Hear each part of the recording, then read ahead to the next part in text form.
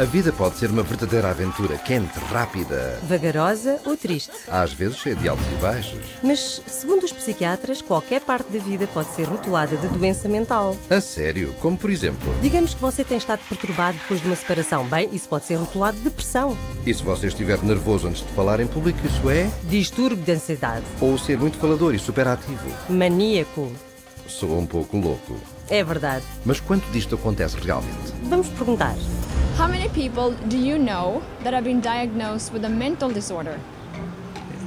Diagnosed with a mental, God, off the top of my head, maybe one person that I know who's been diagnosed with a mental disorder. Probably just one. So, yeah, maybe 2 or 3 people, maybe in the 3 or 4 range. 4 or 5, maybe 5. 6 people in the household. 6, 7. 10. A dozen or so. About 20. How about 30? Would definitely be in the hundreds for sure. The total number of people that I know in my lifetime that's been diagnosed with a mental disorder probably fall around the range of 100 to 150, and I'm 23 years old.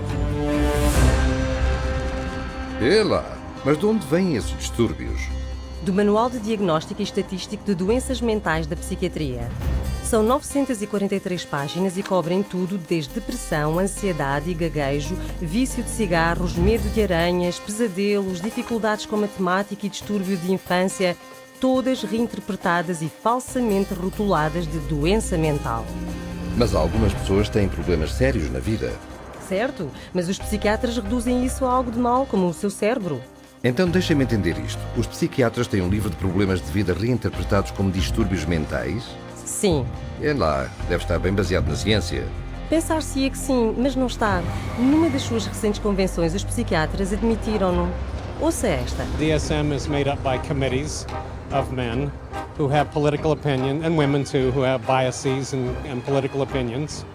And so there isn't nearly as much science in DSM as there ought to be. Like in the previous one, people had a meeting in the bathroom and they decided that something should be in there, and then they would go and propose it to the whole committee. You have this kind of lumping together of several observations, and when you get enough of them in one tent, you got a diagnosis. DSM system is not the real system of the diagnosis. A lot of the disorders that are in there haven't necessarily been rigorously validated. It's just the best tool that we have available, but it is not perfect. It's so useless that if you give me a patient and the DSM, I'll make at least 20 diagnoses on the same patient. You have to take it with a grain of salt anyway. It's actually getting more and more complicated. We're left with diagnosing things on the basis of checklists and questionnaires, which leaves us sort of out of, as you said, the rest of medicine because we don't have a biological test.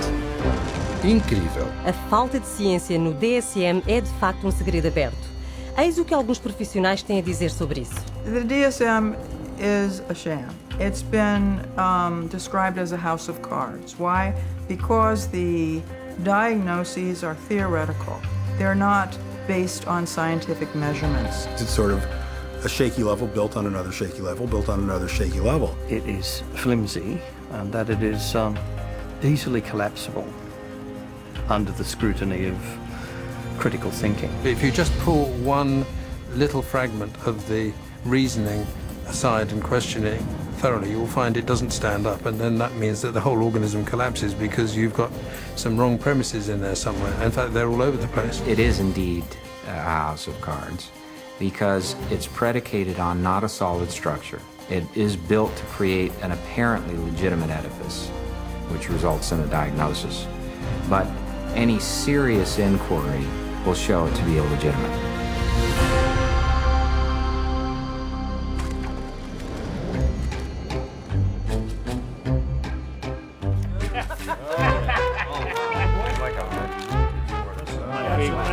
Here, I tell you.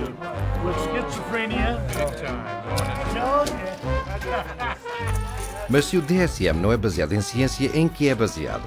Começa com um simples desejo da psiquiatria e psicologia serem aceitos pela medicina. We psychologists have always desperately wanted to be accepted as a real science, as a true science. Now, what the early psychologists did was they looked around and they saw what other scientists were doing and they decided to emulate them. Modern approaches to classifying psychiatric disorders dates from the 19th century. Nearly all the clinical concepts we have today originate from that time. Probably the most important of all was a chap called Emil Kraepelin, who worked first of all in Heidelberg and then in Munich. Nunca ouvi falar dele. Emil Kraepelin é bem conhecido como o pai da classificação psiquiátrica. Ele foi a primeira pessoa a classificar o que pensou ser doenças biológicas no cérebro. Havia demência precoce, que é agora chamada esquizofrenia, doença maníaco-depressiva e psicose paranoide. Ainda existem no DSM hoje. É tudo? 3 distúrbios? Sim, só 3. Mas o sistema de Kraepelin em breve tornou-se muito popular. Ouça isto. Kraepelin's system caught on very quickly, not only in the German-speaking world, but also in the English-speaking world, in the United States and Britain. It caught on because up to that point, nobody had an agreed way of talking about patients. So in the early 1950s, there was compiled Diagnostic and Statistical Manual of Mental Disorders. Now, there are very few statistics in the book. Disorder is used essentially as a euphemism for illness. This is a book which catalogues mental illnesses for which no medical sign has ever been discovered. Este panfleto primitivo tinha 130 páginas e listava 112 distúrbios mentais. Pequeno comparado com o atual DSM, mas muito maior do que qualquer coisa que Kraepelin visionou. Por que tantos? Porque ao definir mais e mais coisas como anormal, os psiquiatras podiam pôr as suas mãos numa grande soma de dinheiro do governo. Definir a vida, o que queres dizer? Bem, coisas como prender a respiração, morder as unhas, chupar no dedo, sonambulismo, pobre eficiência, até homossexualismo. Isso é ridículo. Incluíram tudo isso só para ter pessoas para tratar? E mais! Então, a segunda versão do DSM-2 apareceu em 1968 e expandiu-se para 178 distúrbios, de novo para agarrar mais dinheiro do seguro do governo. Para fazer isso internacionalmente, o DSM-2 foi especificamente escrito para alinhar com a Classificação Internacional de Doença, o ICD, um livro extensamente usado na Europa e em todo o mundo, que, além de diagnósticos psiquiátricos, lista doenças médicas reais. Então, isso é como os distúrbios foram aceitos pela medicina principal. Foi o começo, mas o DSM-2 ainda não era científico, já que foi pesadamente influenciado não por testes clínicos atuais, mas pelas teorias do psicólogo austríaco Sigmund Freud. Deve ter existido uma grande quantidade de neuroses nesse livro, certo? Sim, mas não havia absolutamente nenhum conhecimento do que os causava. Eles nem procuravam por uma causa. Inclusion of a disorder in the classification does not require that there be knowledge about its etiology. So in other words, to make a diagnosis, you really don't need to bother with cause and effect. You don't need to know what causes the condition. Espera lá, se o DSM não diz o que causa os distúrbios mentais, como é que os psiquiatras descobrem-nos? A resposta poderá surpreendê-lo. New diseases are being invented all the time, and I want to emphasize the word invented, because when it comes to psychiatry, mental illnesses are not discovered, they're invented. The way the system works in terms of diagnosis is that every few years a group of psychiatrists and psychologists sit around in a room and vote on new diagnoses. Isto é ciência? Não posso crer. Não se preocupe, não é o único. The diseases are voted on? What do you mean? Did you say, are they voted into existence? Or voted? As in created. Oh, man. I think that's kind of ridiculous. It's crazy that you would vote. I definitely don't agree. I don't agree with it at all. Mental disorders should be based on scientific research. I have been led to believe that it's all based on medicine and science. So I'm kind of shocked to find that out. Eu também. Há mais. Não só os distúrbios mentais são votados para inclusão no DSM, como também são votados para exclusão. Por exemplo, homossexualismo. Listado no DSM 1 e 2 como doença mental. Eis como o editor-chefe do DSM-3, Robert Spitzer, explicou. I came up with a definition in 1973 that made it possible to argue that homosexuality was not a mental disorder. On a vote, essentially, at a conference of the American Psychiatric Association, it was removed. Now, did they discover that homosexuality was not a disease through scientific processes? No. It was included for political reasons, and it was removed for political reasons. And the end result is a vote. It's a supposed democracy. So to call it science is is a complete fabrication. Então o DSM é de facto político, não científico. Exato.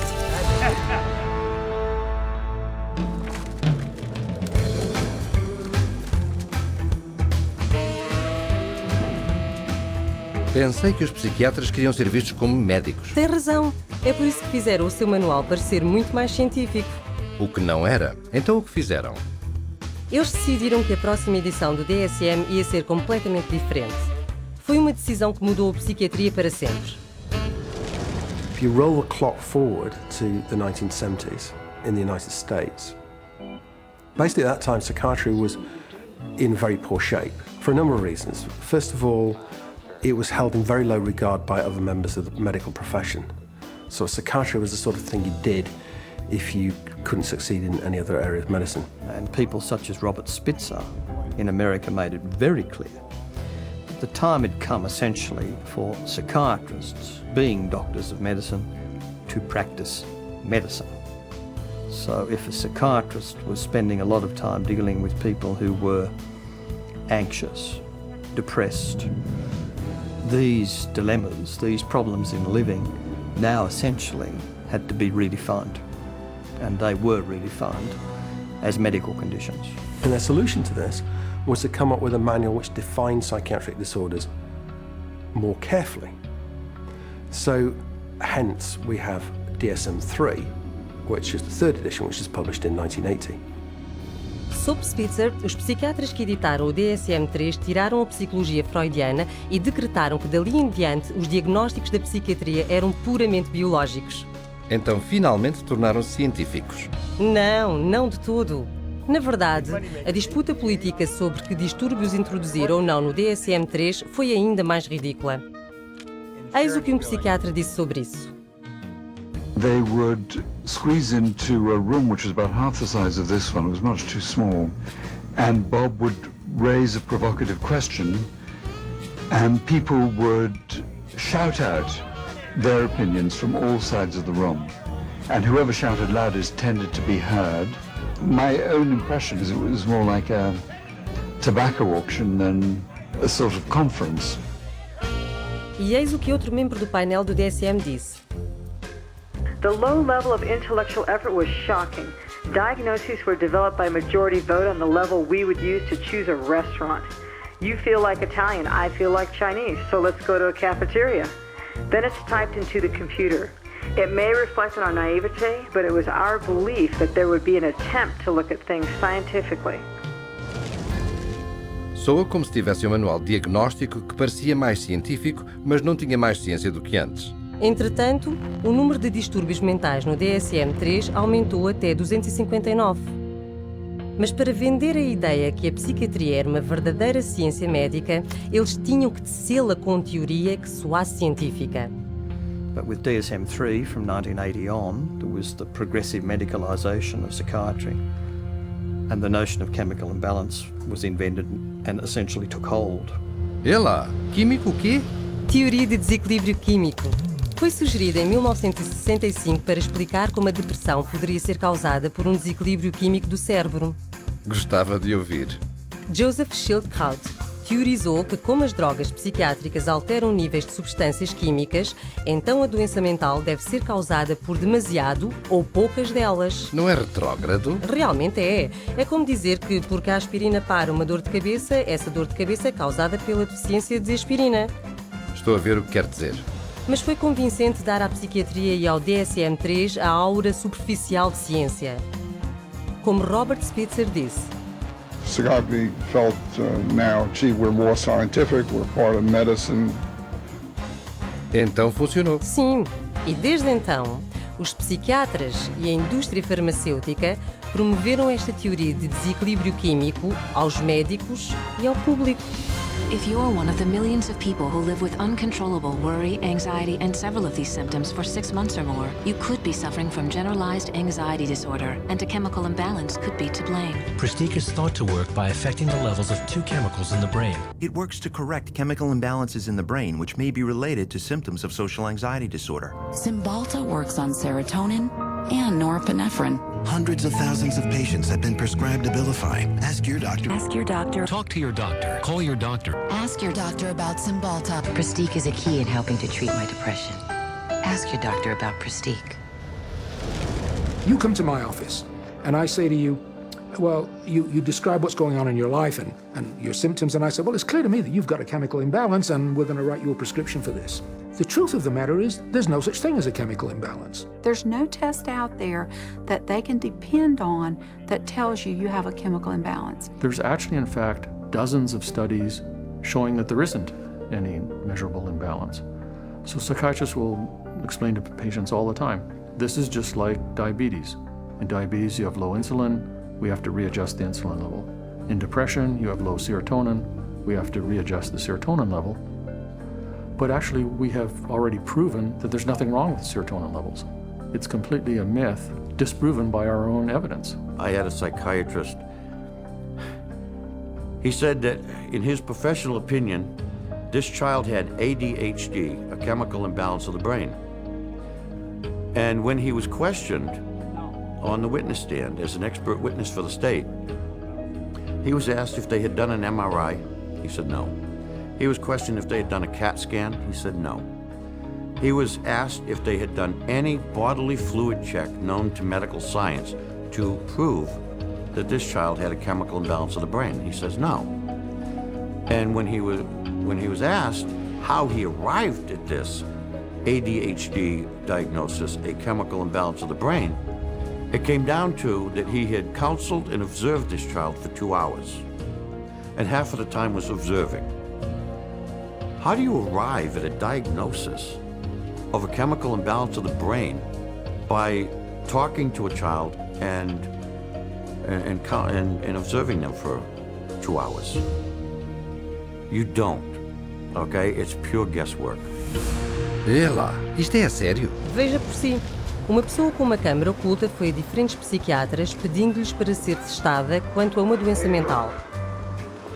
Of any scientific test? Not that I'm prepared to do this time.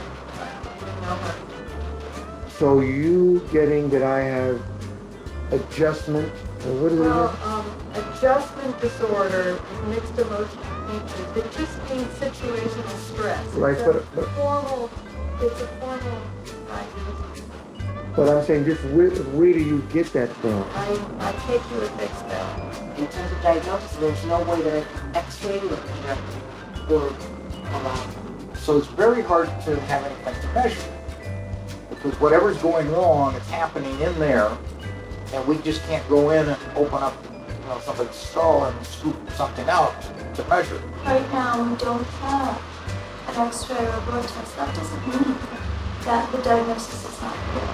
The diagnosis is for insurance, and I'm not really trying to think too much in terms of diagnosis. I don't really see that as my main job here, to make a diagnosis, except to give something to the insurance that's reasonably accurate. But we don't even really know what's going wrong in the brain. So all the things that we found were found by accident. Estou estupefacto. O diagnóstico psiquiátrico é baseado puramente em opinião individual. Não importa o que façam, eles estão errados. A BBC da Grã-Bretanha mostrou um programa onde 10 voluntários, 5 considerados mentalmente doentes, foram observados por 3 peritos de saúde mental para determinar quem era quem. Epa. Veja isto. We think that it's likely that you've had a history of bipolar disorder. Is that correct? You're wrong. Okay. We've come to the conclusion that at some time you've been diagnosed with a mood disorder. You're wrong. We were wondering whether at some point in your life maybe that you had suffered from a significant psychiatric problem of some kind or other. No. Not at all? You are wrong. All right, okay. 3 wrong diagnoses in a row. After a whole week of observation, the panel have identified just 2 out of 5 disorders. Lá se vai a ciência. Ora bem.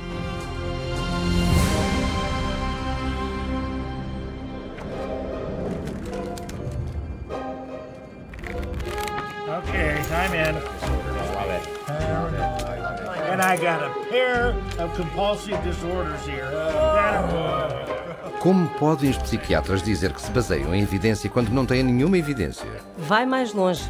Os psiquiatras não têm testes para provar o distúrbio mental que rotulam e nem conseguem definir o que é um distúrbio mental. Não. Eles até o dizem no DSM. Veja isto.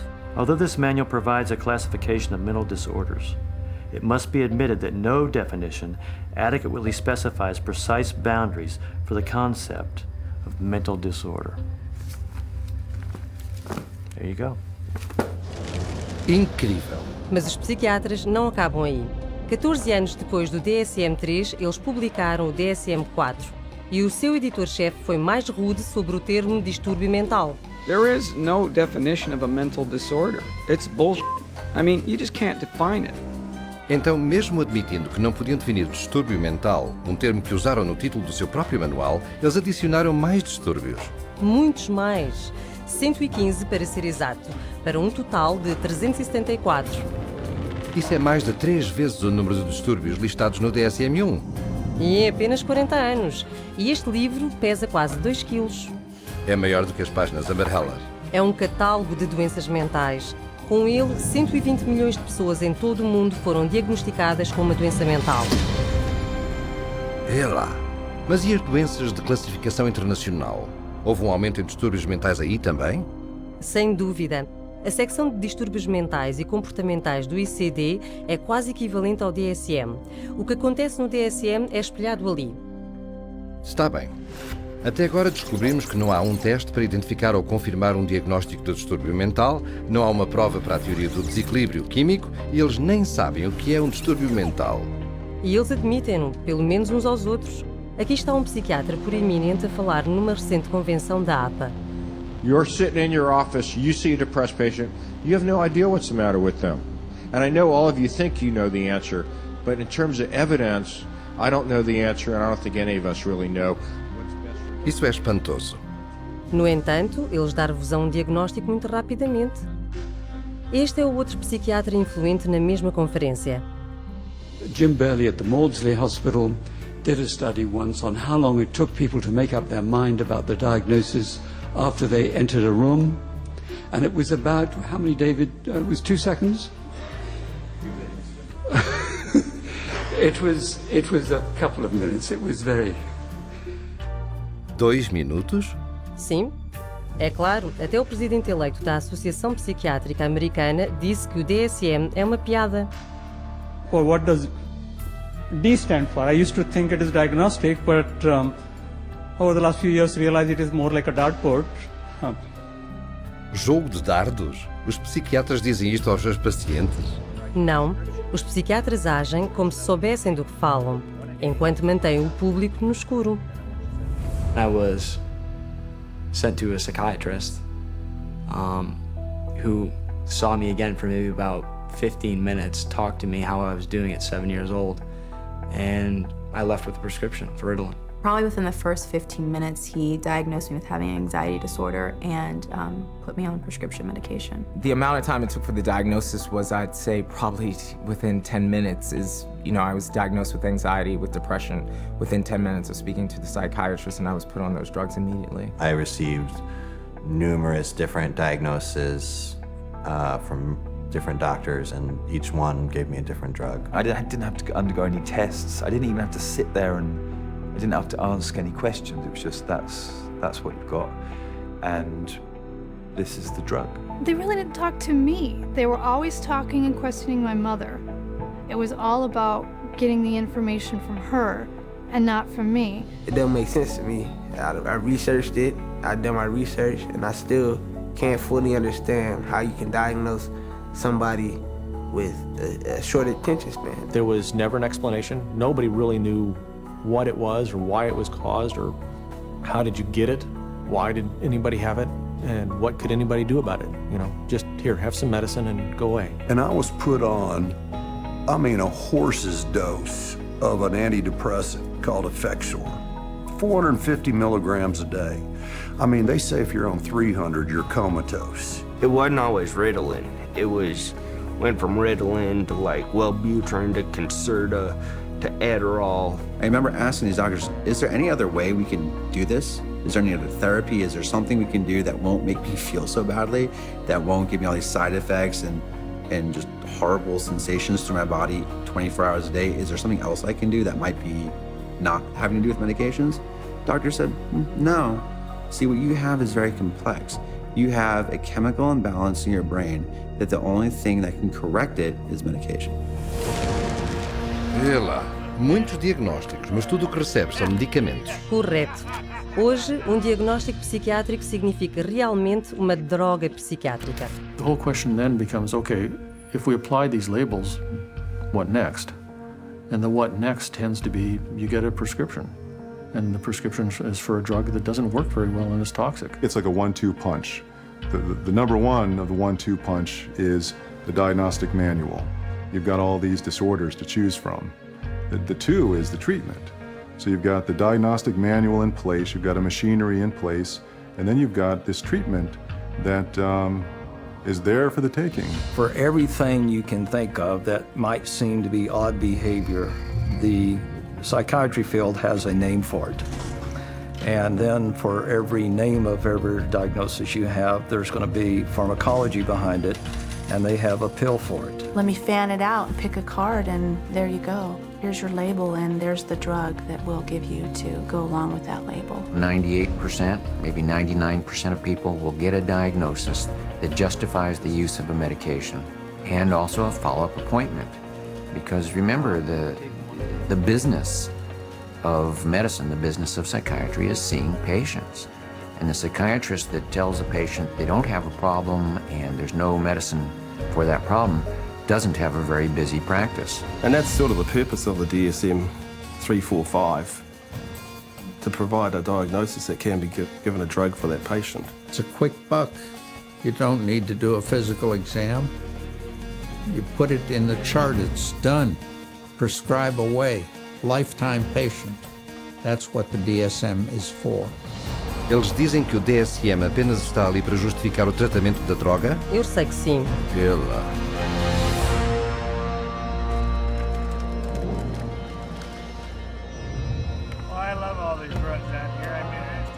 Então, se o tratamento primário da psiquiatria é drogar, haverá muitas drogas para receitar ali. Sem dúvida. Sabia que mais de 600 milhões de receitas são escritas para medicamentação psiquiátrica todos os anos? Epá! Mas e os pacientes que não querem drogas? De facto, o DSM tem uma categoria para elas também. Says V15.81, non-compliance with treatment. Now this category can be used when the focus of clinical attention is non-compliance with an important aspect of treatment for a mental disorder or a general medical condition. If you refuse treatment, then you probably are mentally ill, ipso facto, by that fact alone. Então, se não fizer o que o psiquiatra diz, é um distúrbio mental? É isso. Isto é mesmo assustador. Então, por que eles não seguem o tratamento? Porque as drogas que os psiquiatras receitam podem causar algumas reações físicas severas. Quer dizer, efeitos secundários? Bem, não exatamente. Drugs really don't have side effects. Drugs only have effects, and we arbitrarily differentiate those effects of the drug that we like, and we say these are the effects of the drug. And those that we don't like, those are the side effects. It's akin to saying that a bomb that comes down on a building kills people and destroys the building, and the military general says, no, killing of the people is really a side effect. No, you cannot separate out the destroying of the building and the killing of the people. And so these are not side effects, these are direct effects of the drug creating disaster. People think antidepressants are going to make them happy, but it's not what they do. They numb them down, and then in themselves there's a withdrawal state from the antidepressants. They just become like robots, some of them. They're not actually able to experience the whole variety and range of human feelings and emotions and work with them and express with them and share them with others. Because once you sort of put somebody on a heavy dose psychotic drug, I mean, you're just dehumanizing them. These are very potent, very toxic medicines, cause on themselves diabetes, high cholesterol, cause what's called a metabolic syndrome, truncal obesity, premature hardening of the arteries. They affect the heart and the lungs and the kidneys, and you never know exactly what to expect. Most psychotropic drugs lead to massive weight gain.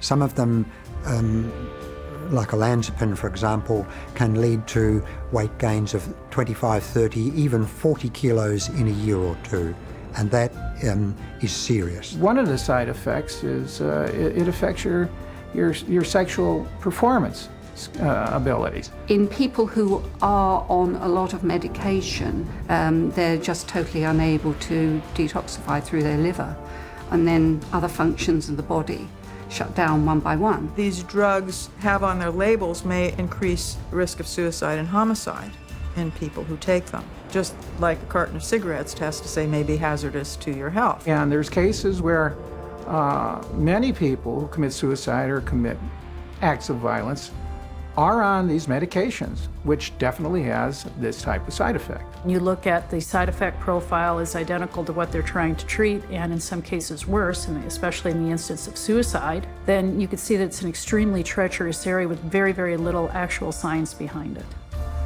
Está a brincar? Estas são drogas perigosas. Sim, e tem havido milhares, talvez mesmo milhões de vítimas que vieram à psiquiatria para receber ajuda, mas receberam drogas que as destruíram. Pessoas como Candace a tomar Zoloft por sentir-se nervosa antes dos testes. Steven cometeu suicídio 19 dias a tomar Prozac. Julie, a planear entrar na universidade, enforcou-se depois de 7 dias a tomar Zoloft. Matthew tinha 13 anos quando se enforcou. Matt, 21 anos, numa combinação de drogas psiquiátricas. Caitlin, em Zoloft e Trazodone. Beth, em Paxil devido a problemas de sono. Matt, depois de começar a tomar Lexapro. Charles, a tomar Clozaril. Caitlin, de 12 anos. Megan, Aaron... Espera, isto é insano. Está a dizer-me que todas estas pessoas que se mataram têm estado a tomar drogas psiquiátricas? Sim, cerca de 42 mil mortes num ano estiveram ligadas a drogas psiquiátricas, quer seja por homicídio ou suicídio.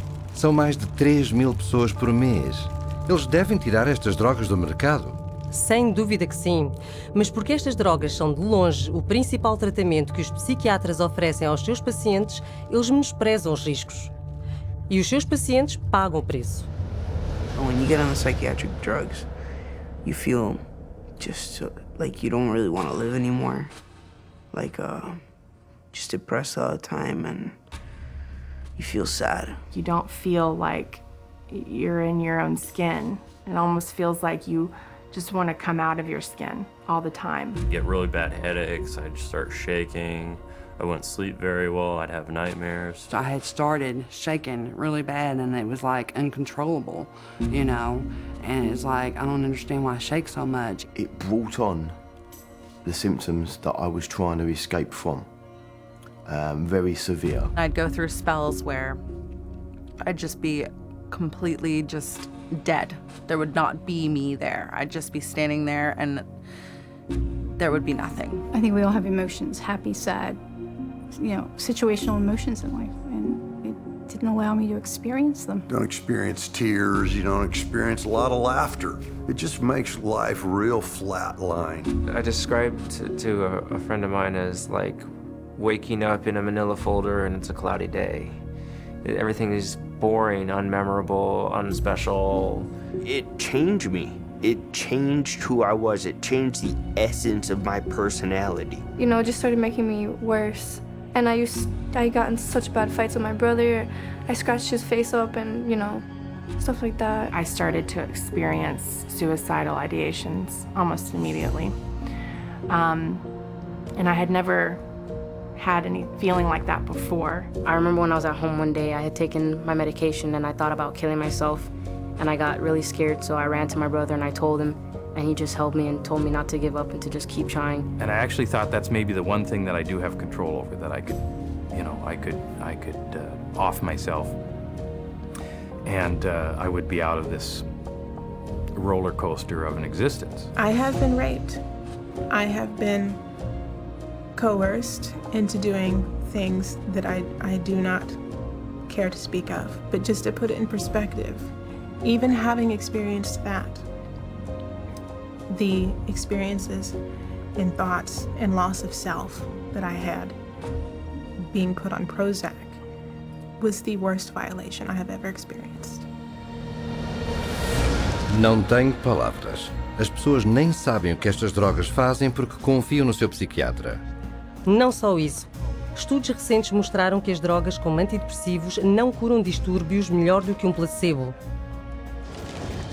Então, para recapitular, não só o DSM oferece um rótulo para os psiquiatras, mas justificam as suas drogas poderosas que têm imensos efeitos secundários e nem sequer funcionam. Isto é mesmo baralhado. Sem dúvida. E, no entanto, ainda se agarram à ideia que podem corrigir comportamento indesejado com substâncias químicas.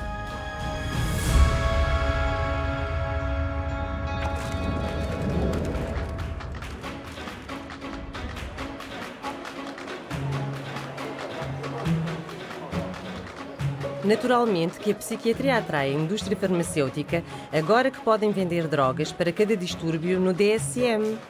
Eu conheço essas campanhas de marketing, estão em todo o lado? Sim, mas se notar, eles também estão a vender os distúrbios.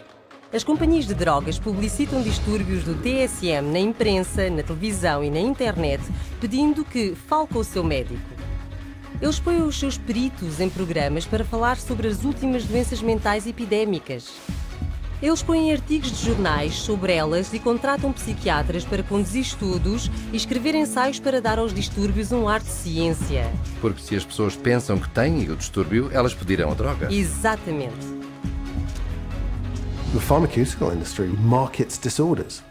Because if you can market a disorder, then you've got something to sell your product to treat. So people suddenly come to think of things they previously didn't regard as a disease state as a disease. Go to the doctor, see the psychiatrist. The psychiatrist then prescribes the drug that the drug companies have received FDA approval for. And everyone is happy except for the patient. They're all working together, the psychiatrists, the pharmaceuticals, and one feeds the other. So again, job security for the pharmaceuticals and also job security for the psychiatrists. E não são só as companhias de drogas que promovem estas doenças. Um psiquiatra, Joseph Biderman, criou e popularizou um distúrbio chamado bipolar pediátrico. Ele, de facto, disse que pode começar no momento em que a criança abre os olhos. Bipolar? Mudanças de humor? Em crianças? Infelizmente, sim. Em 9 anos, o Dr. Biderman expandiu 40 vezes o número de crianças rotuladas com bipolar. A maioria foi receitada com poderosos antipsicóticos destinados a doentes mentais mais sérios. Não fazia a mínima ideia.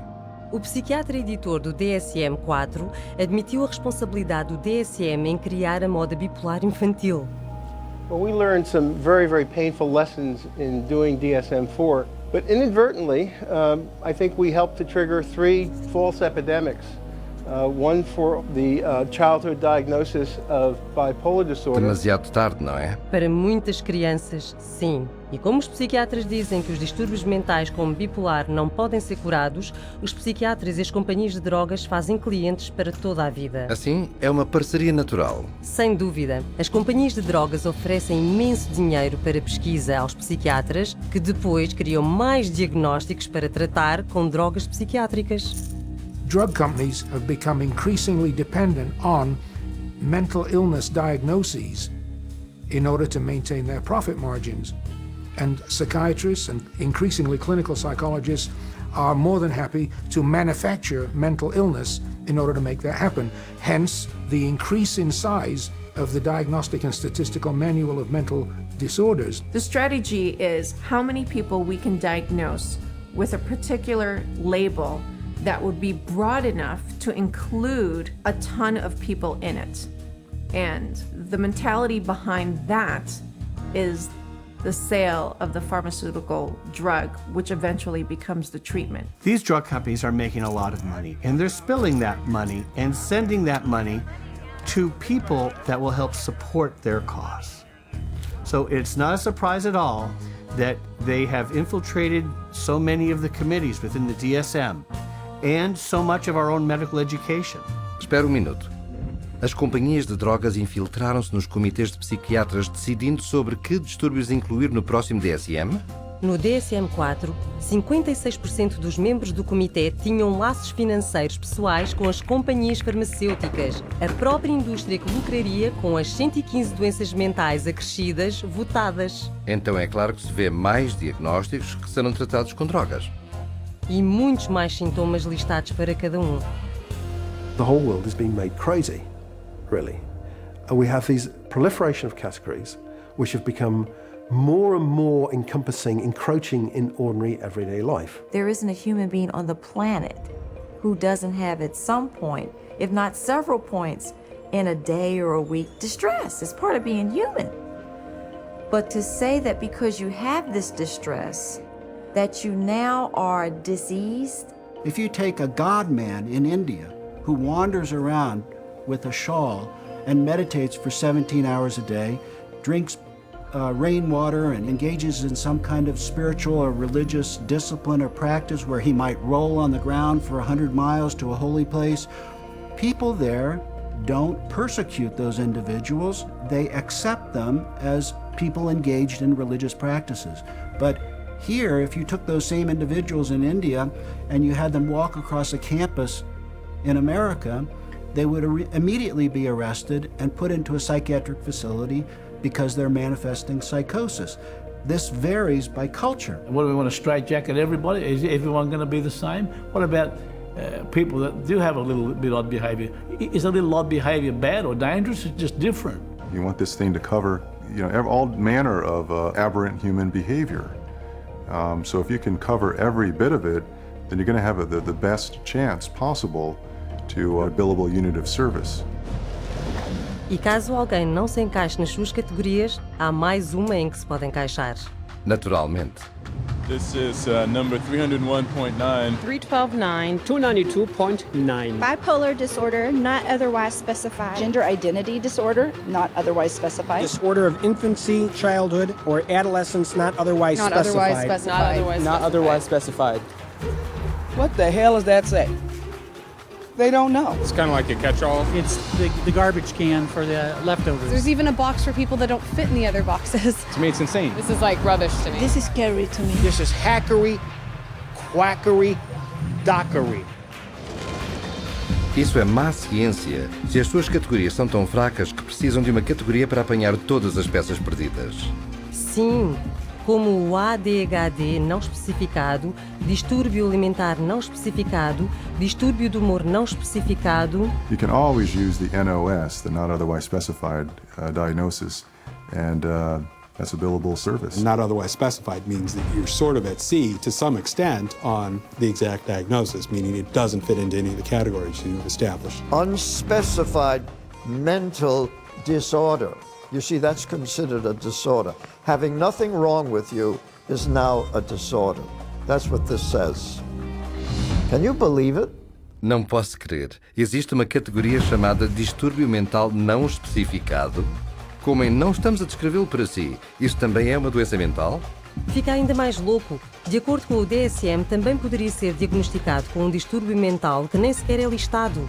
Está a brincar. Ouça esta. These diagnostic criteria and the DSM-4 classification of mental disorders reflect a consensus of current formulations of evolving knowledge in our field. They do not encompass, however, all the conditions for which people may be treated or that may be appropriate topics for research efforts. It's even in the language of the introduction, it's basically saying we're trying to have a diagnosis to cover all the bases of anything that somebody could come in complaining about, which is, again, entirely backwards from how medical diagnoses are come to. Este DSM não é minimamente medicinal. Não, é puro marketing.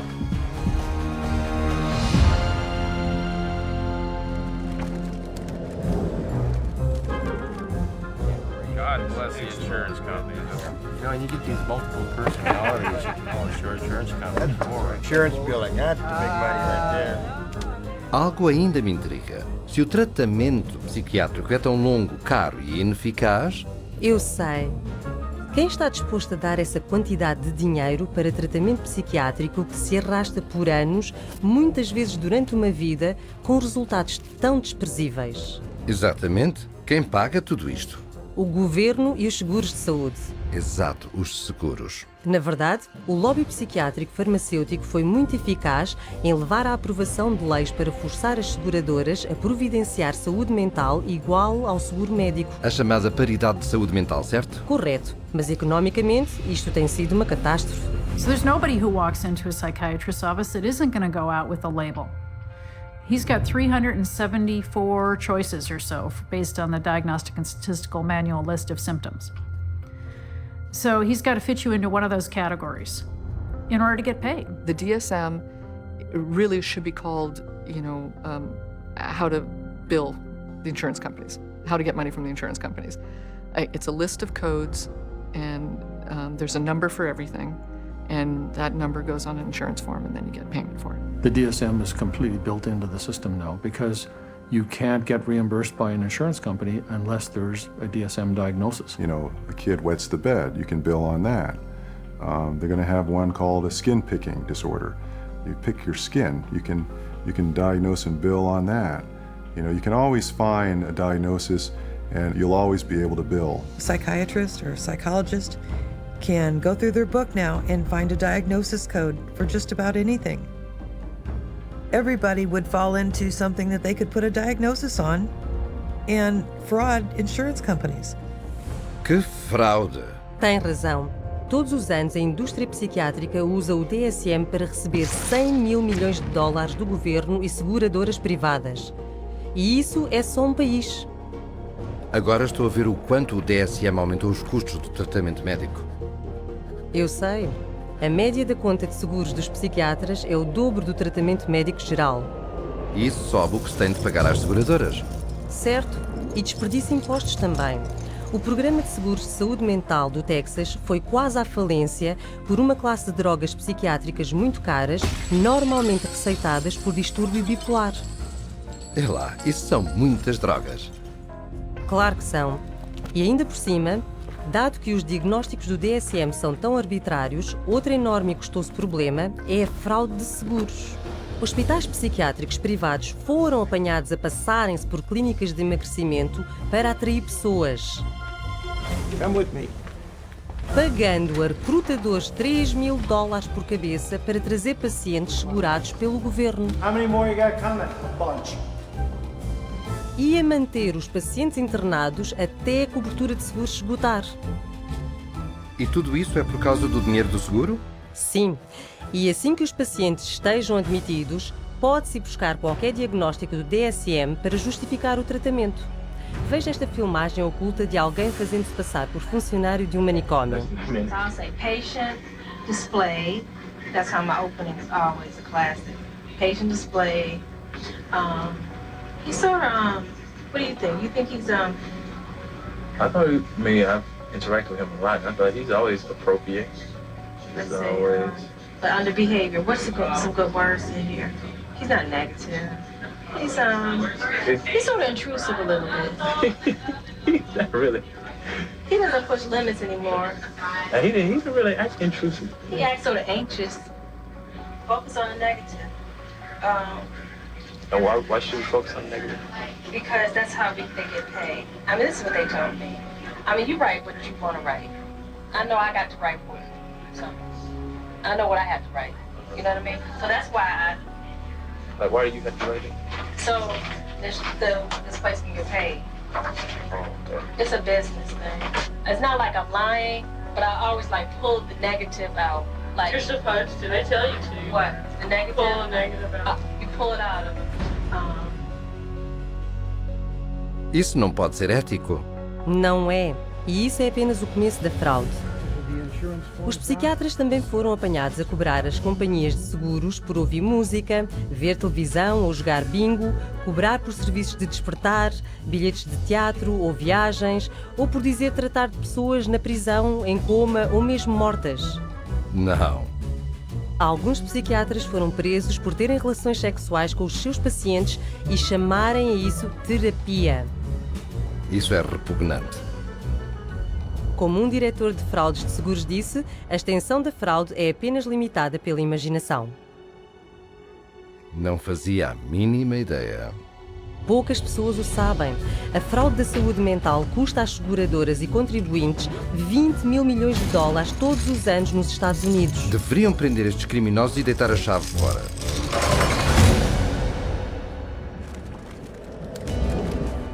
It's the Diagnostic and Statistical Manual of Mental Disorders, the third edition. Será que mencionei que a psiquiatria também tem sido muito bem sucedida em usar o DSM para infiltrar o nosso sistema de tribunais? Os tribunais também? Sim. The clinical diagnosis of a DSM-4 mental disorder is not sufficient to establish the existence for legal purposes of a mental disorder. That's a very interesting point. Basically, what the authors are saying here is that the material in the DSM has no utility in the courtroom in deciding guilt or innocence. It should not be used in courtrooms as part of the legal process. Espere lá. Mas o DSM não declara que não pode ser usado para estabelecer distúrbio mental num tribunal de lei? Precisamente. E, no entanto, é usada toda a hora. Sim, como a defesa por insanidade. E por disputas de custódia, compromissos civis, regulação de testamentos. Eu li sobre psiquiatras a aparecer em tribunal em laudos opostos do mesmo caso, ambos usando o DSM e aceitos pelo tribunal como testemunhas peritas. As far as I could see, for psychosis or delusions. Because he's suffering from narcissistic personality disorder and a delusional disorder grandiose. Uma contradição total. Nem sempre foi assim. In the beginning of the 20th century, a psychiatrist in a courtroom would be laughed out of the courtroom by and large. Today, it's commonly accepted testimony as long as it's in accord with the DSM. The danger in using the DSM in a court setting is that you're using a vocabulary that the judge or the jury doesn't fully understand. They are, by concocting these psychobabble words, it makes it seem like there's something there that may not be there. The courts have allowed all this junk science to come into the courts, and they've made case law on it. And once the case law is made, we're stuck with it until it gets overridden. They come in with tests, they come in with their diagnostic categories from the DSM, and they say, we've done tests, we've determined that this person has this numbered malady, and therefore they do. And there's almost no way to pry a judge out of accepting that. When a psychiatrist makes a diagnosis in court, is that the person is sent to a mental institution, deprived of liberty, and we have no idea whether he's guilty or not. Alguém é involuntariamente internado numa instituição psiquiátrica a cada 40 segundos, com base nos diagnósticos do DSM. Isso está tão errado. E qualquer pessoa, em qualquer altura, pode perder tudo devido à opinião de um psiquiatra. Ouça isto. I went to a stop smoking course at Vanderbilt. And the doctor, the lady that ran the program said that she goes, we need to get you on a stop smoking medication. So she prescribed me Zyban.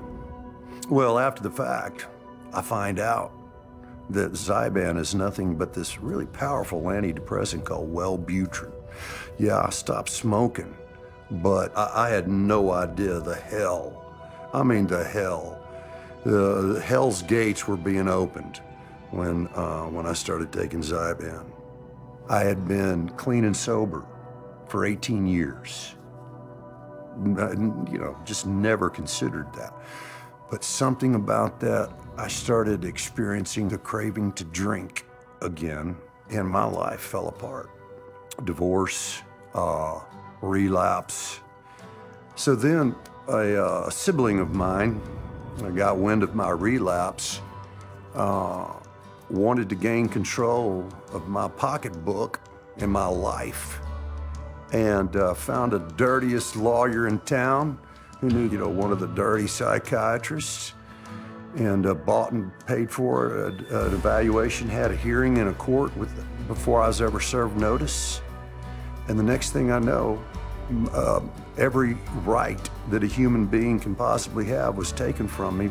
And you have less rights as a conserved person than you do as a criminal. I mean, you are stripped of every right. You can't enter into a contract. You cannot marry. You cannot sue. You cannot even fight the legal system that has involuntarily put you in this. And it was all based on the psychiatrist's diagnosis, who never evaluated me. É inacreditável. Ele estava a tentar parar de fumar, mas em vez disso arranjou um diagnóstico psiquiátrico e os seus direitos foram-lhe retirados. Todo o seu dinheiro foi-se e ele foi encarcerado numa instituição mental. Mas se o que os psiquiatras fazem no sistema de tribunais é mau, espere para ver o que acontece a famílias. Children are taken away from parents every day in these juvenile courts because a person with a PhD or an MD after their name comes in and says, I've shown ink blots to a person and they may be a risk to a child. Just in my little state of Massachusetts here, there are 11,000 children in captivity taken away from families at any one moment. And almost all of those children are being drugged. And our own commissioner of children and families testified under oath that they drug 88% of the children that they take out of the families. 88% de drogados é quase uma coisa certa. E essa é apenas a ponta do iceberg. Em todo o mundo, os psiquiatras estão a usar o tribunal de várias maneiras para tirar os direitos das pessoas e destruir famílias. Ora veja. Psychiatry has affected my family through the family law court rulings. The family law court has a court-appointed child psychiatrist who, it appears, determines the future of the child. It's just like a business in the court system that they forced you to undergo all of these psychological evaluations, and you have to pay thousands of dollars, but at the end of the day, it has been supported by no evidence, nothing. They'd said to me, Deb, you have a choice. Either you bring your son to get medicated, or we'll take your child away from you and put him in a home that they'll medicate your child. And then good luck. Basically, they were saying, good luck, Deb, to try and get your son back, but you'll get him back medicated anyways. And they put her in hospital, and that's when the psychotropic drugging started with Becky. And at that stage, I had no say over it. They refused to let her go. They would not let my daughter go unless she take medication. This was again a recommendation from the psychiatrist that once my son was radically ripped from his home and literally kidnapped and put in a new home with a perpetrator of domestic violence and of sexual assault, and is where he now lives, this psychiatrist said that he was never to have any counselling and never to see anybody. To have your family just disrupted like that, ripped out from under you, really, your whole life, just gone like that. And then you have to fight every day to get him back.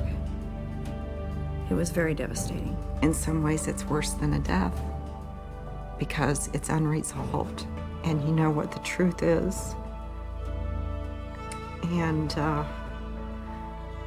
you feel like giving up and not fighting back for that custody of that child, but you can't. Yeah, there's just no justice. Isto é horrível. Eles estão a despedaçar famílias baseando-se em diagnósticos arbitrários nos tribunais? Exatamente. So it's unfortunate that the courts have bought into the DSM. It's unfortunate that the whole psychiatric profession is wedded to the DSM. It's unfortunate that the psychiatric profession is in bed with the drug industry, and it's unfortunate that drugs that don't work are the common prescribed drugs for all manner of conditions in children and in adults. It's the wrong way to go.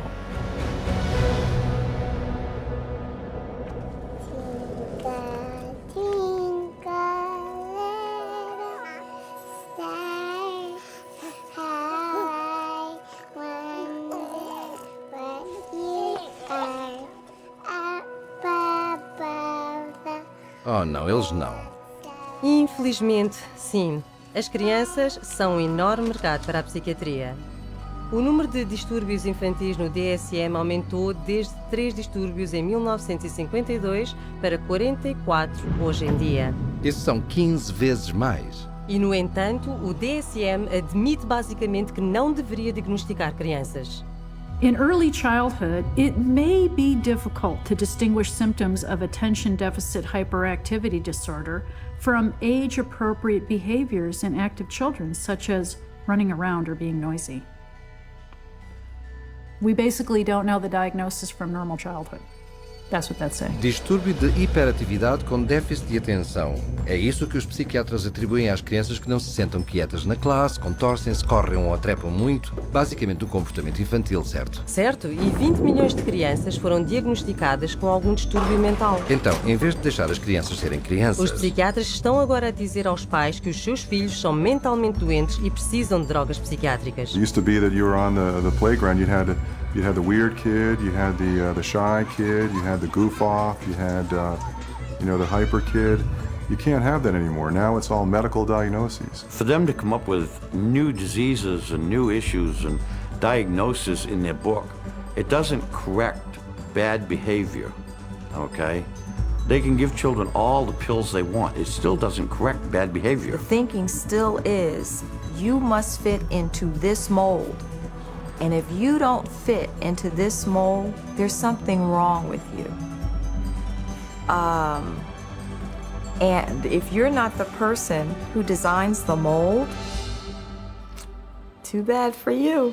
A child is labeled and then they're brought to professionals who are trained a very particular way. They're all being trained that if the child fits into this category, then we should consider putting them on Ritalin because that's what they do. That is the protocol. The way the Ritalin will be marketed to the parents is that they will say, this is a drug to calm your child down.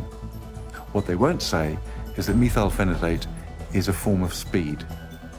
It's a form of amphetamine, and what we're actually doing is overdosing your child on speed. It's a stimulant.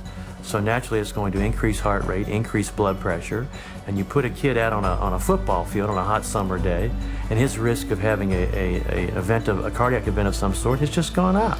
Ouvi dizer que os estimulantes dados a crianças diagnosticadas com problemas de atenção são quimicamente muito semelhantes à cocaína. Sim, e eles têm um alto potencial para abuso. Estão listados pelo governo dos Estados Unidos na mesma categoria da morfina, ópio e metanfetamina.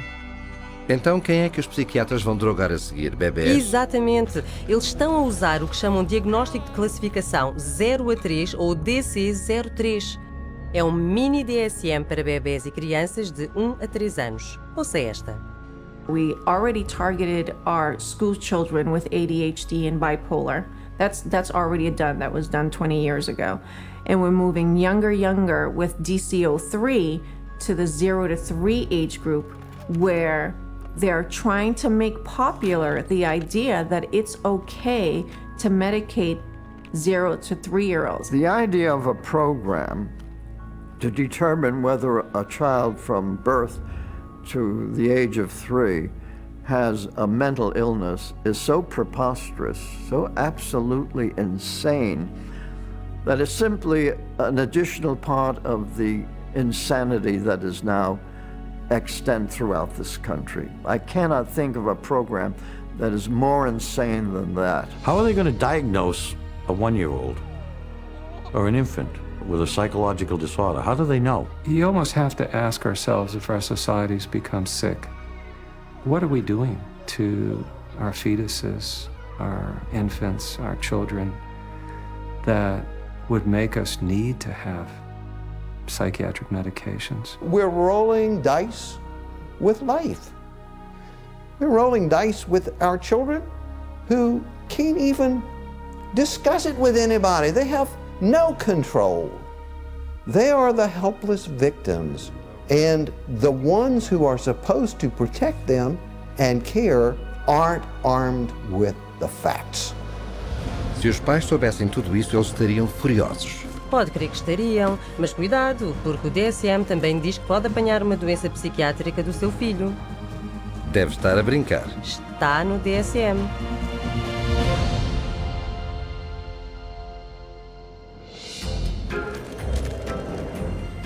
We're going to talk about some of the proposed changes that are suggested for DSM-5. Ouvi dizer que o DSM-5 é ainda mais louco do que o DSM-4. E ouviu bem.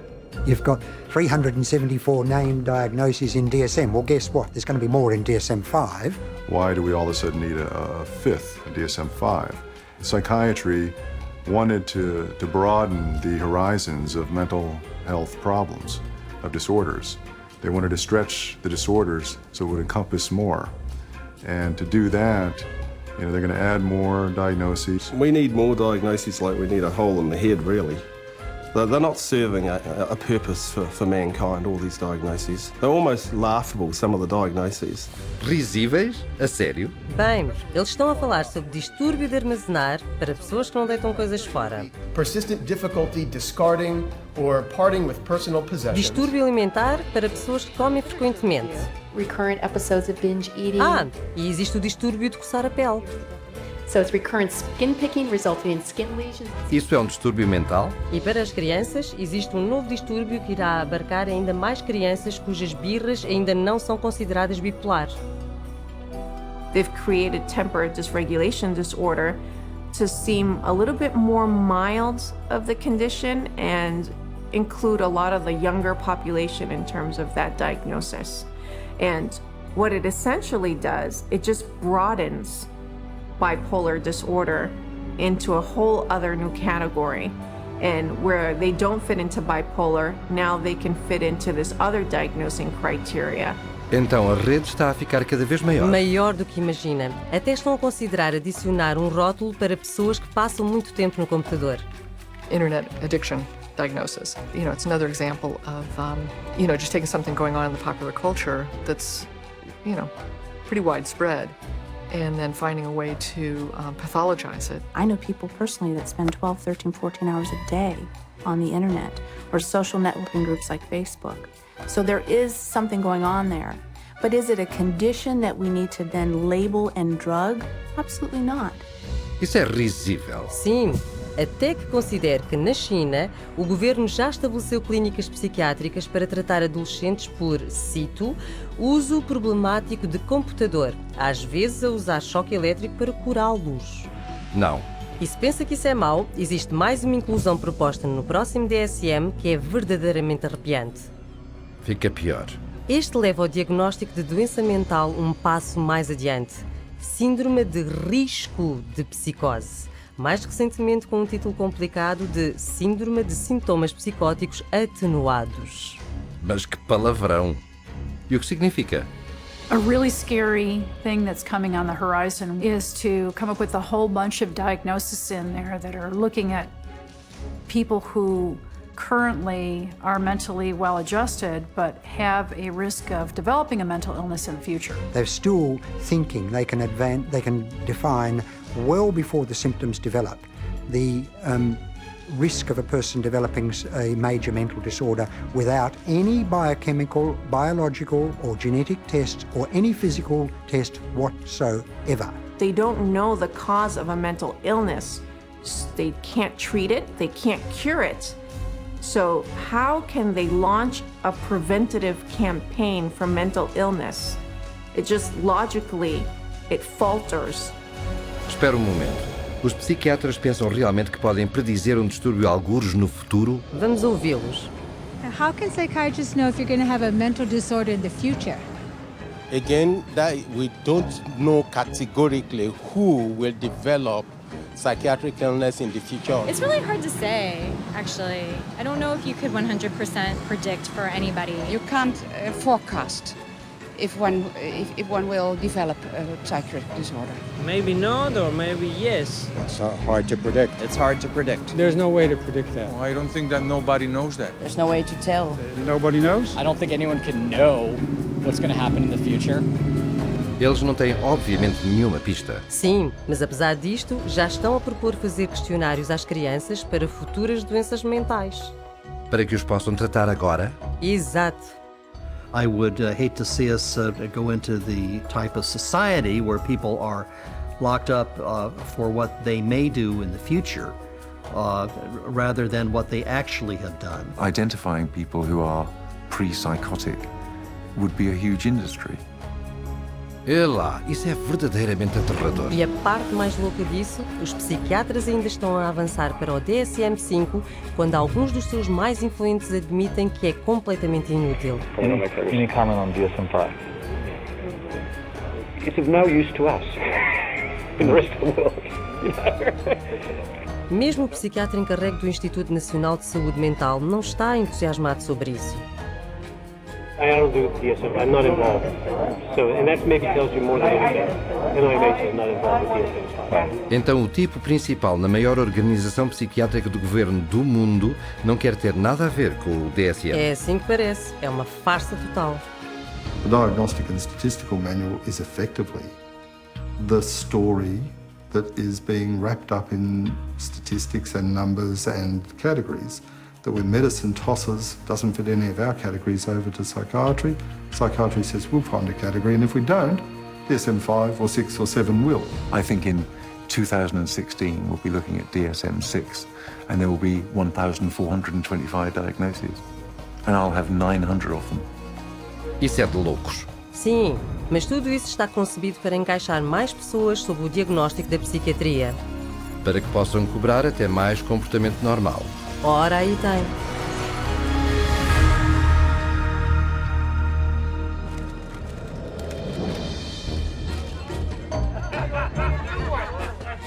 Então, se o DSM é tão desnecessário, por que é que os psiquiatras... Oh, já entendi. É tudo uma questão de dinheiro, não é? Com a psiquiatria é sempre uma questão de dinheiro. E começa tudo com o DSM, como Robert Spitzer disse. The American Psychiatric Association found out it could make a lot of money by selling it. They've made a tremendous amount of money. Every time they revise the DSM system, the American Psychiatric Association makes a hell of a lot of money. Muito dinheiro? De quanto estamos a falar? De 6,5 milhões de dólares de vendas por ano. É lá. Mas não é só vendendo o DSM que fazem lucro. Os psiquiatras e as companhias de drogas fazem dinheiro sempre que o usam para diagnosticar alguém. You create disorders so that you can treat it with a drug. It's the ultimate money-making machine. How many people can we drug? How many labels can we put out there? How many people can we herd into these labels and feed them a drug so we can get richer, make more money? There's an inherent conflict of interest, and that conflict of interest is driven by the desire to make money. More money, more money, more money than one should expect. Huge money in the psychopharm business. If you really did the research on these diagnoses, see that 90% of them or more don't exist. They're not valid. Then that's all of a sudden, all that reimbursement from insurance companies disappears. So we have to cut the money cord, as well as cutting the DSM cord if we're ever going to really succeed stopping this juggernaut from continuing. Once again, it's follow the money, and you'll get your answer every time. Isto tem sido um abrir de olhos. Vejamos. Não existem testes de laboratório para um distúrbio mental que os psiquiatras nem conseguem descrever no seu próprio manual. A teoria do desequilíbrio químico é totalmente fictícia e, no entanto, as drogas que dizem equilibrar o cérebro são receitadas a pessoas de todas as idades. Sim, com 84 mil milhões de dólares por ano, com um aumento de 10 mil milhões de dólares de prémios de saúde só nos Estados Unidos. E estamos a pagar por tudo isso através de impostos de governo e faturas mais altas de seguros. É verdade. Toda a indústria psiquiátrica usa o DSM para fazer 330 mil milhões de dólares por ano. É quase 1/3 de $1 bilhão. E está a crescer. Está fora de controle. Well, the whole system is now a runaway train, but the DSM is the locomotive. And if you took the locomotive off, eventually the train would stop, because there'd be nothing more pulling it. We're losing the concept of health. Everybody is sick and everybody's got a condition and everybody needs drugs. You're going to end up with a whole society that's going to basically have to be led around by the hand. But who's going to lead them around? Because they're drugging so many of them. In psychiatry, you know in your heart of hearts that you're not really diagnosing. You know in your heart of hearts that you can't really treat what you think might be wrong. And you also know that most of what you're dealing with in the DSM is unprovable and unreliable, not a predictable indicator. So what do you have then? Boa pergunta. Nada, diria eu. E as pessoas estão a magoar-se. Sim.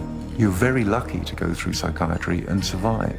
It really is as simple as that. Only when enough people rip the veneer away and show that it's just nothing more than a Hollywood set is it ever going to fall down. It would be good if all the medical professionals who are really practicing medicine and really trying to help people and based on scientific fact and what they can best do to improve the lives of others, if they would recognize, just be able to look at this fact. It's hard to look at it, but look at this fact and be ethical and be honest and clean up the profession by getting rid of this fraudulent part of it.